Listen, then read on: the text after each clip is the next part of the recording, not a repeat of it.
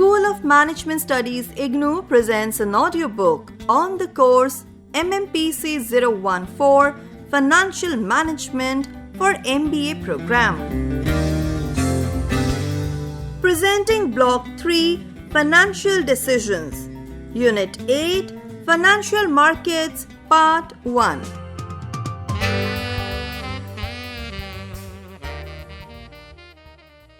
After completing this unit, you should be able to explain the significance of financial market, appreciate the importance and role of financial markets, understand and compare the role of different market participants, and identify the different types of financial markets, their features and purpose.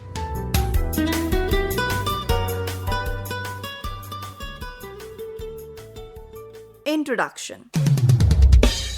Market is conventionally defined as a place where buyers and sellers meet to exchange goods, services, or financial products and instruments for a consideration.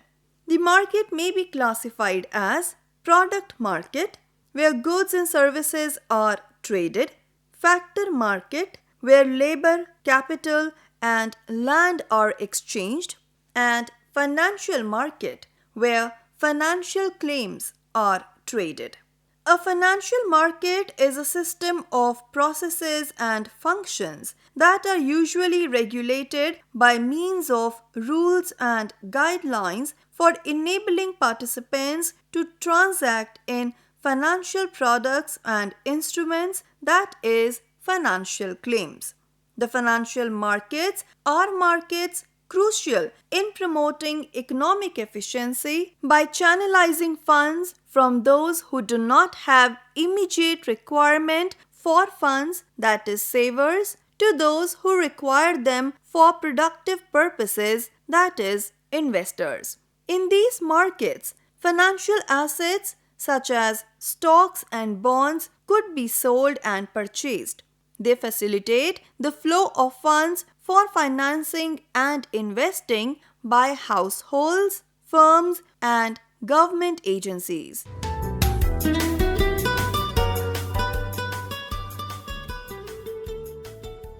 Role and functions of financial markets. The financial market is a place or mechanism where funds or savings are transferred from surplus units to deficit units. In the absence of financial markets, it is difficult to transfer funds from a person who has no investment opportunities to one who has them. The financial markets are thus essential to promote economic efficiency. All the countries, irrespective of their state of development, need funds for their economic development and growth. In an economy, funds are obtained from the savers or surplus units, that is, the units which have more income than their consumption and which may be household individuals, firms, public sector units, government, etc. There are certain investors or deficit units whose consumption or investment is more than their current income. In any economy, flow of funds from surplus units to deficit ones is essential for desired achievement of national goals and priorities.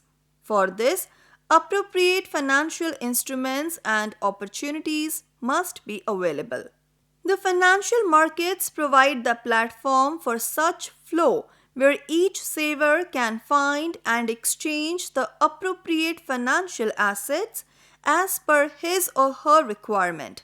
Therefore, the efficiency of financial market depends upon how efficiently the flow of funds is managed in the country. Further, the financial market must induce people to become producers or entrepreneurs and motivate the individuals and institutions to save more. The financial markets not only help in the fast growth of industry and economy, but also contribute to the society's well-being by raising the standard of living. Thus, the financial markets play a significant role in the allocation of the savings in efficient production of goods and services and assist in achieving the desired national objectives. Functions of financial markets. The functions of financial market can be classified into three categories, namely economic functions, financial functions, and other functions. Economic functions.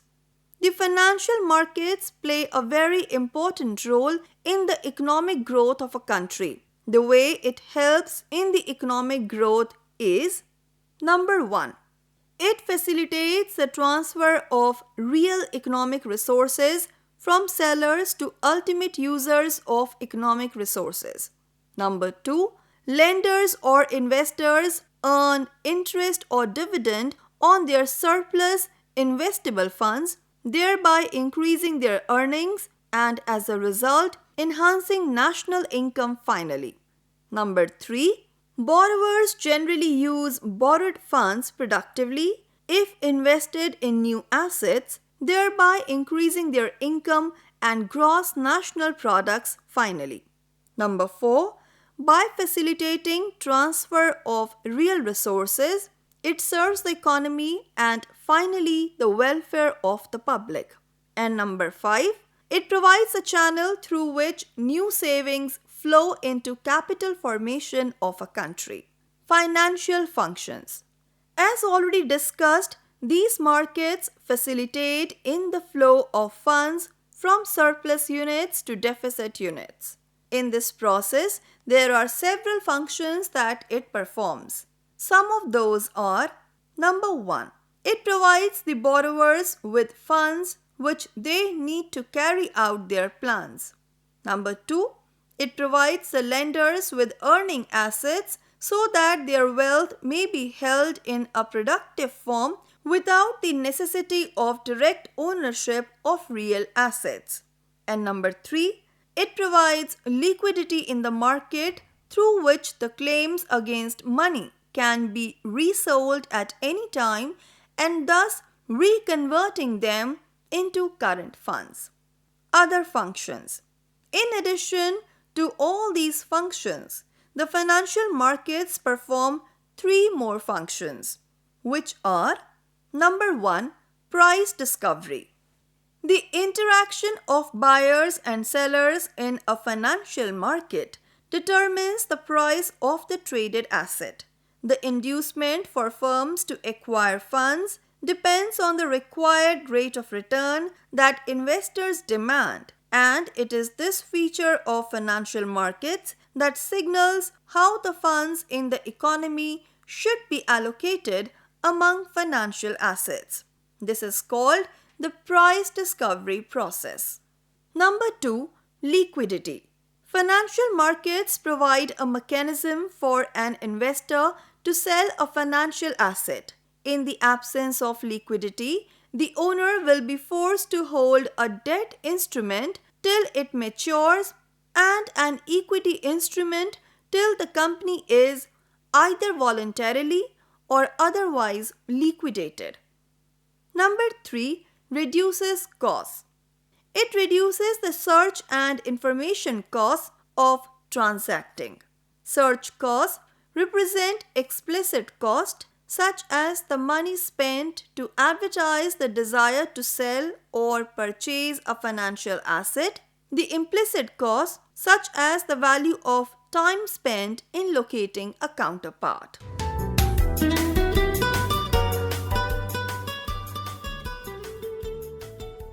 Types of financial markets.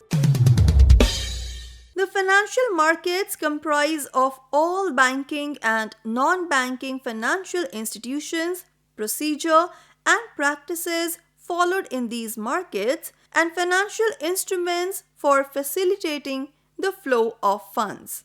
On the basis of the period of maturity of the securities traded, the markets are classified as money markets and capital markets. These markets are again classified as primary markets and secondary markets. We will be discussing each of these markets in detail. Money market. Money market is defined as a market for overnight to a short-term money and for financial assets that are close substitute for money. The meaning of short-term refers to a duration of less than or equal to 1 year. The phrase close substitute for money denotes any financial asset that can be quickly converted into money with minimum transaction cost and without loss of value. Participants in this market either have excess funds which they would like to invest for short duration, that is from overnight to 1 year, or have an immediate shortage of funds and would like to borrow in the short term. The market is a wholesale market for a collection of different short-term debt instruments. Its principal feature is the credit worthiness of the participants. The Indian money market is divided into organized and unorganized markets. The unorganized money market consists of indigenous bankers and money lenders. The unorganized money market differs from organized market in many respects like organization, operations, interest rate structure, etc. The indigenous bankers and money lenders are active in the small towns and villages and partly in big cities where farmers, artisans, small traders do not have access to the modern banks.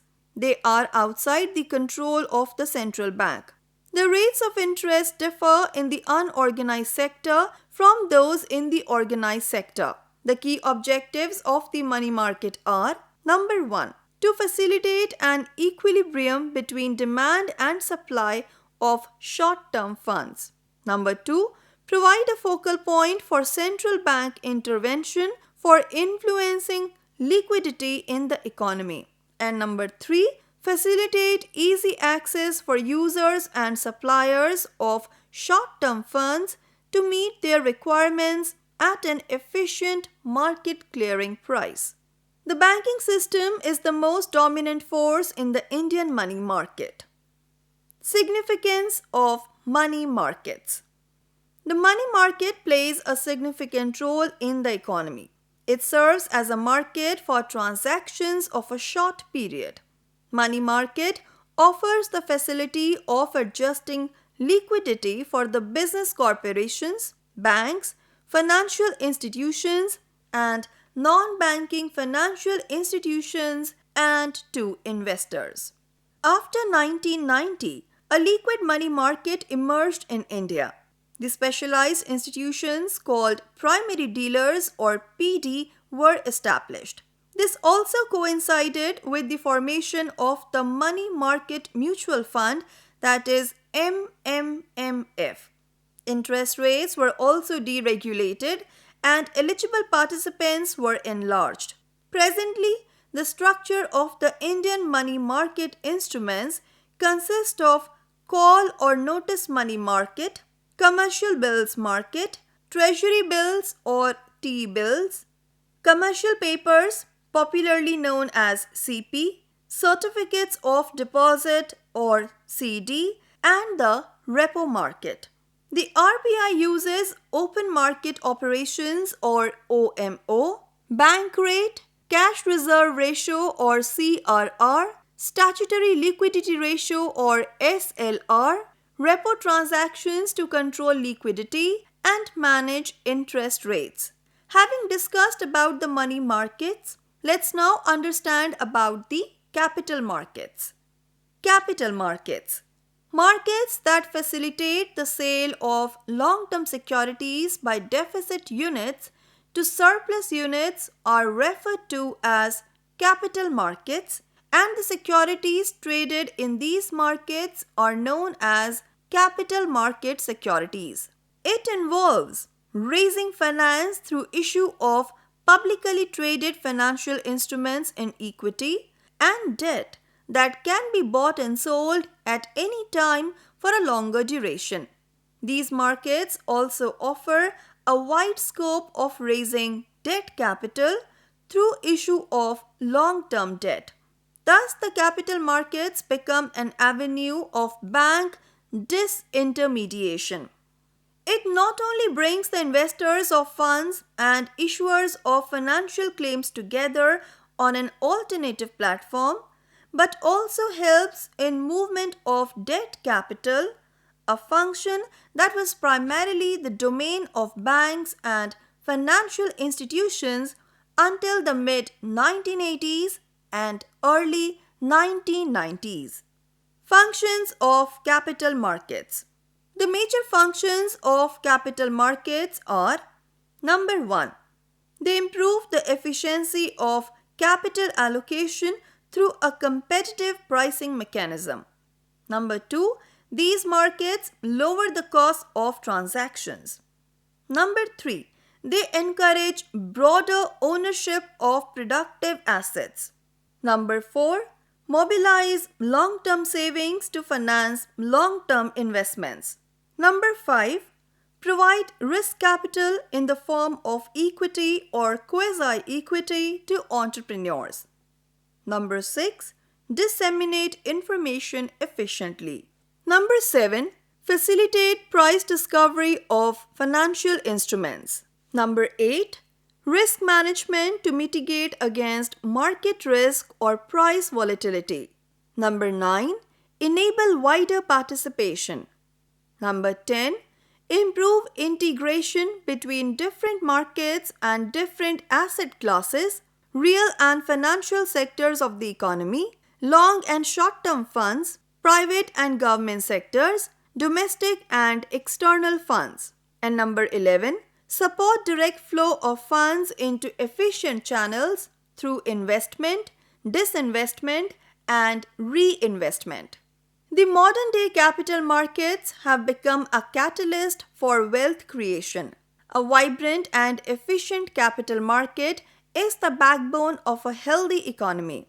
India has become a global reference point, and the Indian capital market structure, systems, processes, and institutions have become a global benchmark to be emulated. Many developing countries have taken cues from the Indian capital markets for establishing similar structure in their respective countries. Capital markets can be classified further into primary and secondary markets, which deal with issue of new securities and trading of existing securities respectively. Let us understand the characteristics of primary and secondary markets. Primary markets. Primary market is a segment of capital markets that deals with the issuance of new securities. Corporate, government, public sector units, banks, and financial institutions can obtain funding through the sale of financial claims such as stocks, bonds, debentures, etc. This is typically done through a syndicate of securities dealers. In the case of first time of stock issue, this sale is usually referred to as an initial public offering or IPO. Secondary markets. Secondary market is the segment of capital markets relating to trading of already issued or outstanding securities. Secondary markets usually follow either an auction-based system or dealer-based system. While the stock exchange is part of an auction market, over-the-counter or OTC market is a dealer-based system. For the general investor, the secondary market provides an efficient platform for trading of securities. The fair price of the security is discovered in the secondary markets, thus leading to either price appreciation or depreciation. Banks facilitate secondary market transactions by opening direct accounts to individuals and companies. Banks also extend credit against securities. Banks may also act as clearing houses. The establishment of secondary markets in the form of stock exchanges for trading in equity market offerings such as shares and primary dealers or PD who provide two-way quotes for government securities and corporate bonds facilitated the liquidity for the purchase of these financial claims. Typically, an investor can directly purchase these financial claims. Alternatively, investors can purchase these financial claims indirectly by way of mutual fund units, security receipts, or pass-through certificates. The Indian secondary market can be segregated further based on the characteristics of the financial instruments or securities that are exchanged. Some of these are: Number 1. Exchange markets. Exchange markets are organized trading platforms whereby buyers and sellers can transact. It is an organized marketplace with rules and regulations for trading in financial products and instruments. The financial products and instruments are standardized in terms of quantity and quality. These are highly regulated markets with no possibility of default by market participants. The most common form of organized trading of futures and options, the open outcry system with its shouting and hand waving by traders on the exchange trading floor, is highly transparent. A clearinghouse guarantees transactions on organized exchanges, and hence a default by an intermediary is unlikely to lead to losses for market users. Over-the-counter or OTC markets. The over-the-counter market is largely a direct market between two counterparties who know and trust each other. Contracts are directly negotiated, tailor-made for the needs of the parties, and are often not easily reversed. All transactions that are directly negotiated between entities, also referred to as counterparties to the transaction, are outside the exchange trading platform. Public price quotations for the over-the-counter market are only just being introduced, and the quotations are only for the more heavily traded instruments. To get a fair deal on the over-the-counter market, good information gathering and negotiation skills are required. Over-the-counter market transactions are guaranteed only by the reputation of the counterparty. If the counterparty goes broke, large losses may ensue. Equity markets. Equity is viewed by the market as an ownership share in the revenue stream of a corporation's income after all prior obligations, including outstanding debt, has been satisfied.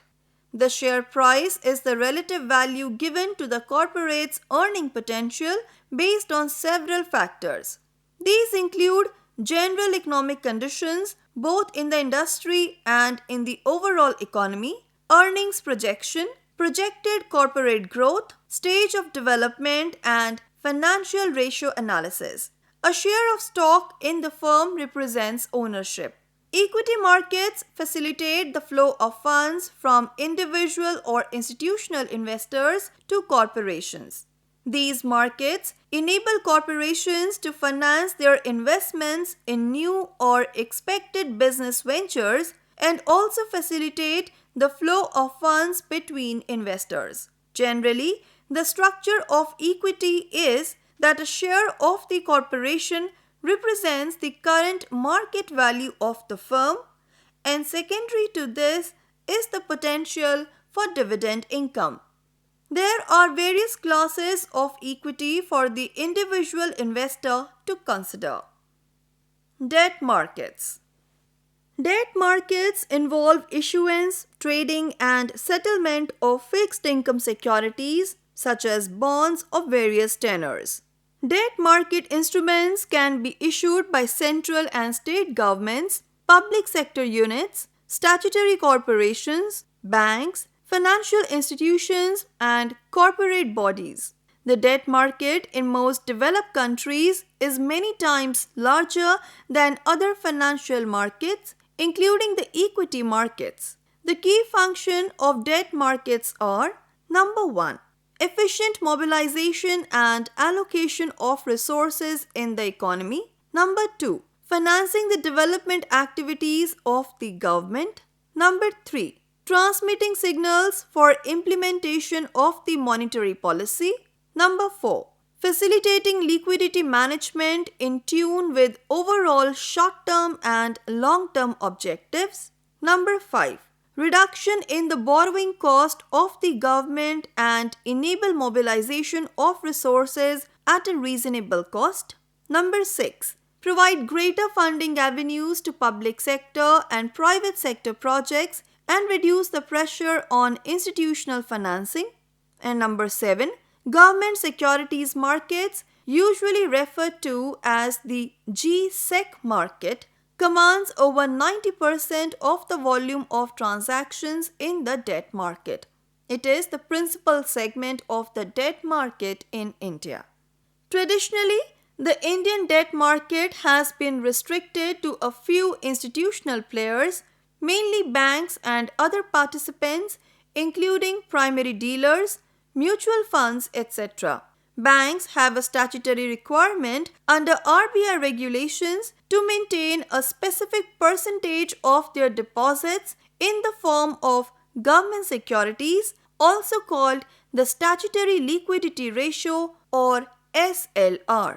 Thus, RBI instituted reforms in the debt market, but despite these reforms, volumes are usually low in the corporate debt market and the PSU debt market segments.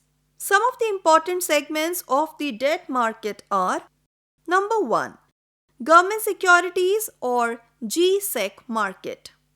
These are sovereign credit risk-free coupon-bearing instruments which are issued by the Reserve Bank of India on behalf of Government of India for the central government's market borrowing program. These securities have a fixed coupon that is paid on specific dates on half-yearly basis. These securities are available in wide range of maturity dates, even up to 30 years. Number 2, corporate debt market. In the last decade, several innovations have taken place in the corporate bond market, such as securitized products, corporate bond strips, and a variety of floating rate instruments with floors and caps and bonds with embedded put and call options. However, the secondary market has not yet developed in the debt segment of the Indian capital market. Furthermore, the corporate debt market in India remains underdeveloped as large domestic institutional investors such as pension funds and the insurance sector are restricted from allocating large portions of their investment funds in the corporate bond segment. Number 3, debentures. Debentures are a type of financial claims issued by a company. The buyers of debentures are the creditors of the company who have invested capital in the company. In return for the invested capital, the debenture holders would obtain a fixed rate of interest, usually payable annually or half-yearly on specific dates. The principal amount is paid back by the company to the debenture holders on particular future date, that is, the redemption date of the debentures. The terms of reference of the debenture or bond may be customized in such a way that the principal may be payable back to debenture holder at regular pre-specified intervals. In some instances, convertible debentures are also issued whereby the debentures can be converted into equity shares later.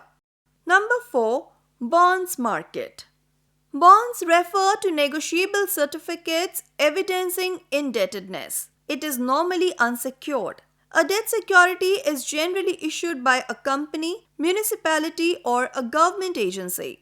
A bond investor lends money to the issuer and in exchange, the issuer promises to repay the loan amount on a specified maturity date. The issuer usually pays the bondholder periodic interest payments over the life of the loan. The various types of bonds are: Number 1. Zero coupon bond. Bond issued at a discount and repaid at face value are called zero coupon bonds. No periodic interest is paid. The difference between the issue price and redemption price represents the return to the holder. The buyer of these bonds receive only one payment at the maturity of the bond. Number 2. Convertible bond. A bond giving the investor the option to convert the bond into equity at a fixed conversion price is called convertible bond. Number 3. Callable bonds. This provides flexibility to the company to redeem the issued outstanding bonds on a specific future date. And number 4. Puttable bonds. This provides flexibility to the investor to seek redemption of the bonds that he or she has purchased on specific future date. Derivative market. Financial instruments that derive their value from underlying asset are commonly referred to as derivatives. When the need arose to mitigate risk due to vagaries of commodity prices, derivative instruments were developed. Initially, these pertain to linear payoff structures such as forward and future contracts. Subsequently, in the early 1980s, more complicated derivative contracts such as options and swaps were structured. Over-the-counter market instruments are not standardized and contains clauses and conditions as per the requirements of buyers and sellers. Risk associated with over-the-counter market instruments is significantly high. This pertains to the risk of default by counterparties to transaction.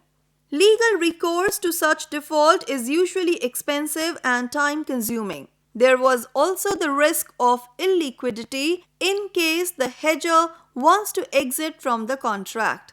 This was the reason for emergence of organized marketplaces for derivatives in commodity market and capital market. Development of exchanges also led to the system of novation by which the clearinghouse became the central counterparty for all transactions. This ensured that there was no risk of default in settlement. The actual settlement of profits and losses was completed on a daily basis, giving rise to the concept of mark-to-market settlement.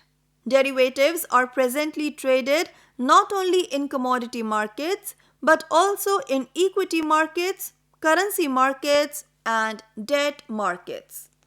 Commodities market. A market where commodities are traded is referred to as a commodity market.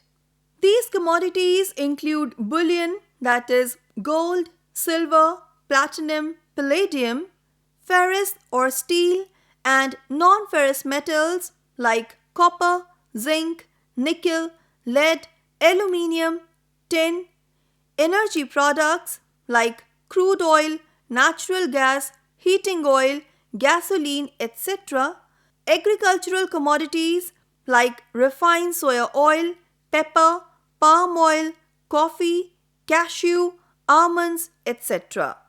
Existence of a vibrant, active and liquid commodity market is normally considered as a healthy sign of development of a country's economy. Global commodity markets have evolved in the last several years with the emergence of the organized financial marketplace.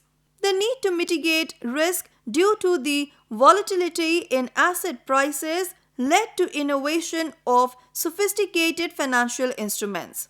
Improved satellite technology with superior digital communication and faster processing speed facilitated emergence of electronic trading platforms that are accessible with secure connectivity even from distant locations.